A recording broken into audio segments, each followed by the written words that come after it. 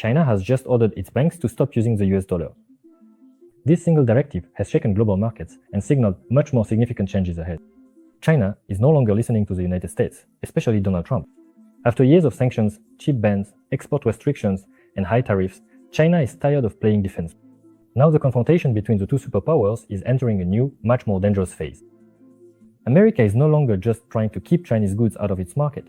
It is now attempting to cut China out of the global financial system altogether. Just a month ago, American officials demanded that the Asian Development Bank stop issuing loans to China. They argued that China is no longer a poor country and does not deserve these benefits. From the Chinese perspective, this is not just unfair, it is a public humiliation. Meanwhile, Scott Besson is calling on other countries to also refuse economic cooperation with Beijing. This morning, the Spanish Minister of Economy said, "Maybe we should establish relations with China? But that's like digging your own grave." But this is only the beginning. Now the US is deploying its most powerful weapon, the dollar. By controlling access to the global currency, America is trying to corner China. At the same time, Trump is putting pressure on Chinese exports through the US consumer market. Tariffs remain high around 30%. On top of that, Washington is also demanding that China produce less and buy more from America. But there is one problem. It seems that this entire strategy has started to work against them. So let's figure out what's really going on. Recently, the American government reactivated a law called China is not a developing country, which was adopted back in 2023. Right now, it is being pushed especially actively. This law obliges American diplomats to ensure that international organizations such as the World Bank and the Yuan stop considering China a developing country. Why is this so important, you might ask? Countries with this status receive special benefits, low interest loans, deferred payments, and simplified trade conditions. These concessions were created to support poor or underdeveloped countries. But the US believes that China is already too wealthy and influential to receive such bonuses. If Beijing loses this status, it will be more difficult for it to obtain cheap international financing and special trade terms. In other words, America intends to limit China's opportunities. And this is less about fairness and more about the desire to slow down Beijing's growth as a global player. Moreover, it's not just about the Asian Development Bank. The US Treasury Secretary addressed international investors and harshly criticized the work of the world's two key financial institutions, the World Bank and the International Monetary Fund. These are not just banks, they are the foundation of the global economy, created to help poor countries and stabilize markets during crises. But now, the US is telling them directly, either comply or you'll be left without support. Besson stated that the IMF and the World Bank are not copying. And what does that actually mean? It means they are not following Washington's orders quickly enough. In a sense, the IMF has strayed from its original mission. Now, it shouldn't expect to just receive money for pretty words and half-hearted attempts to make changes. America is not leaving these organizations at least not officially, but in reality. It has made it clear. Either follow us, or you'll be left on the sidelines. Of course, Besson voiced all of this in a diplomatic tone. America first doesn't mean America alone. But behind the fine words lies a simple message. The US wants these institutions to function as an extension of American power. And if anyone disagrees, they could lose American funding, which would primarily hurt the countries that truly depend on this aid for survival. But the most astonishing thing is that Besson is being hindered by his own president. Just a few hours after his speech, Trump took the stage and added fuel to the fire. He made it clear, if the US doesn't get its way in trade negotiations, it will simply impose new tariffs on anyone who disobeys. This is not what international leadership looks like. This is more like economic blackmail. Trump's constant wavering on moment imposing tariffs, the next postponing them only adds to the chaos. No one understands what to expect from America. Investors are nervous, and some billionaires have already turned their backs on Trump. Global trade is slowing down, and countries are beginning to realize Washington no longer plays by the same rules it demands from others. And this is what everyone is now afraid of. If the US continues to force everyone to follow its directives, turning the IMF and World Bank into tools of pressure, other countries might simply walk away, create their own systems, and leave America behind. But what's especially interesting is that, despite pressure from the US and its allies, China's international ties have not weakened. In fact, they've grown stronger. How is Beijing managing not only to maintain, but even to increase its influence under such pressure? China is actively expanding its economic ties with various regions, especially with Asia and the Middle East. One important step was the acquisition by a Qatari investment fund of 10% of the shares in China Asset Management. This is a landmark investment of Middle Eastern capital in the Chinese financial sector. Moreover, in the first quarter of 2025, China's trade turnover with ASEAN countries reached $234 billion, highlighting the region's strategic importance for Beijing. At the same time, the development of the Belt and Road Initiative, BRI, continues, with between 146 and 150 countries around the world participating.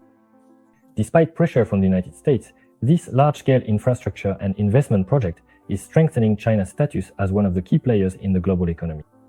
Although some countries have begun to reconsider their participation, the majority continue to cooperate.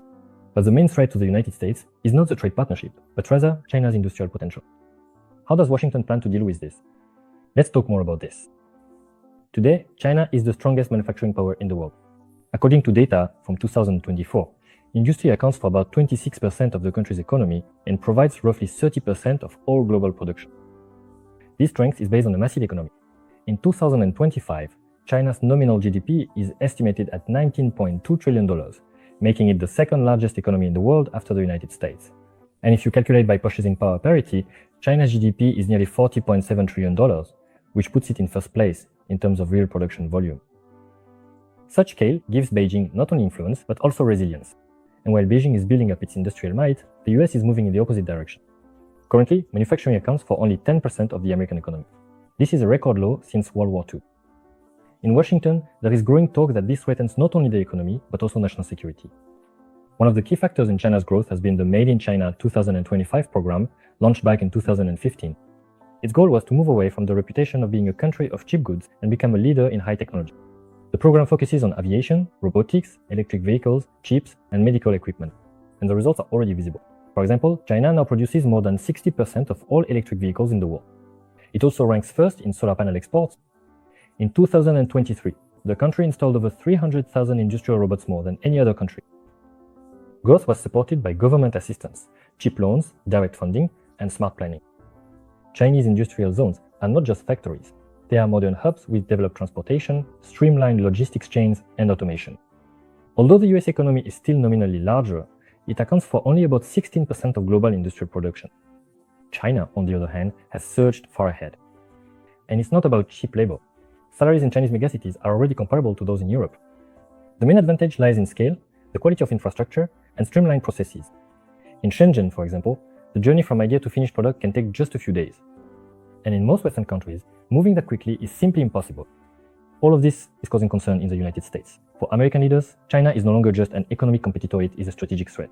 After all, industry is the foundation not only of the economy, but also of defense. It provides chips, machinery, and components for weapons. That's why Trump is tightening the measure. He raised tariffs on Chinese goods to 245% and began paying subsidies to companies that bring manufacturing back to America. The idea is to slow China down. But so far, none of this has worked. Despite the restrictions, Chinese companies continue to grow. Huawei, for example, has started producing advanced chips domestically, despite America's attempts to stop it. And BYD sells more electric cars than Tesla and is entering the markets of Europe, South America, and Asia. This makes many people in the US wonder, is it even possible to break economic ties with China? But there is an even deeper fear. If China continues to grow at this pace, it won't just be the world's factory, it will start setting the rules in global trade, business, and technology. This is exactly what America fears most of all. In response, the US is developing a tactic that has already been dubbed the Fortress America approach. This is a strategy of economic isolation, tariffs, trade restrictions with China, and the creation of close trade alliances with its allies. The goal is to push China out of global supply chains. But here's the problem. America's allies depend on China. German car manufacturers use Chinese components, and Japanese electronics are assembled in Chinese factories. These ties are too deep to simply break. Chinese exports, especially outside the US, continue to grow. In 2024, China exported goods worth almost $3.6 trillion, and its trade surplus reached nearly $1 trillion. This is clear evidence of how firmly China has integrated itself into the global economy. America hopes that isolating China from global trade and finance will weaken it. But this strategy could have unexpected consequences. If China finds itself blocked from the financial system built by the US, it will simply create its own. And in fact, it has already started doing so. The Belt and Road Initiative is not just an infrastructure project, but the creation of new trade routes and lending mechanisms across Asia, Africa, and Latin America without Western involvement. History shows that when a strong country is cornered economically, it can become aggressive in order to protect its interests. Some exporters are already concerned that the economic standoff between the US and China could lead to increased tensions or even a military conflict in the future. But now, the battlefield is shifting to the realm of currencies. Beijing is actively promoting the yuan as a replacement for the dollar in international transactions. The People's Bank of China recently raised the minimum share of yuan settlements in foreign trade transactions from 25% to 40%. This is no longer just a recommendation, but part of a large-scale financial geopolitical strategy. In 2024, China's foreign trade volume reached 43.8 trillion yuan, or about $7.8 trillion. Currently, only 30% of these transactions are conducted in yuan.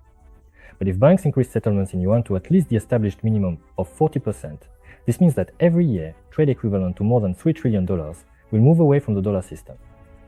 This is not a cosmetic change. It is a serious blow to the global position of the dollar, a rising demand for the yuan, and new capital flows into Chinese market. The more trade that goes through the yuan, the less vulnerable China is to sanctions tied to the dollar, and the more attractive its assets become. According to Goldman Sachs, a 1% rise in the yuan could increase the value of Chinese stocks by 3%. This is a one-way game. Every dollar that comes into China is a dollar that doesn't end up on Wall Street. And this is just the beginning. If even a portion of the remaining $4 trillion in trade, which is still conducted in foreign currencies, switches to the yuan, China could turn its financial system into a powerful magnet for global capital. This is a way to change the trajectory of the world economy and shake the very foundation of American financial markets. But the economy is not just about finance and currencies. The real battles ahead are for the key technologies of the future. The Chinese giant BYD has started a price war, offering discounts of 10 to 30% on already affordable electric vehicles. For Tesla and Elon Musk, this is a real nightmare.